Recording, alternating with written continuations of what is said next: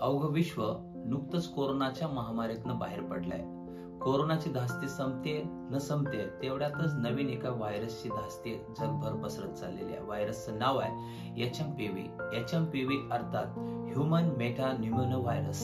हा व्हायरस एक श्वसनाचा कोरोना सारखाच आजार असून कोरोनाची जी लक्षणं होती तीच लक्षणे याची आहेत. अर्थात जर आपणास दमा लागत असेल, श्वास घ्यायला त्रास होत असेल, सर्दी, खोकला अथवा ताप असेल तर आपण HMPV चे शिकार होऊ शकता. त्वरित अशा प्रसंगी आपण डॉक्टरची गाठ घ्यायची. हा आजार जो आहे, हा व्हायरस मुख्यत्वे करून लहान मुले, वृद्ध व्यक्ती व जे आजारग्रस्त अशी माणसं आहेत अशांवर अटॅक करतो, ज्यांची रोग प्रतिकार क्षमता कमी आहे.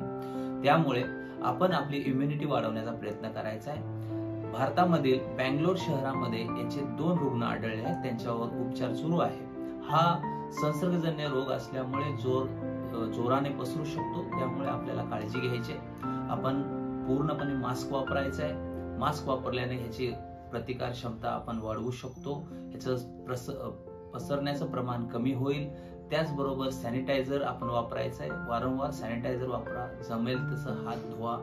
मास्क वापरल्याने खोकला वगैरे आला तर मास्क नसेल तर आपण रुमाल वापरायचा आहे, जेणेकरून ह्याचे विषाणू बाहेर पसरणार नाही. हवेमार्फत पसरणारा हा विषाणू असल्यामुळे आपण काळजी घ्यायची.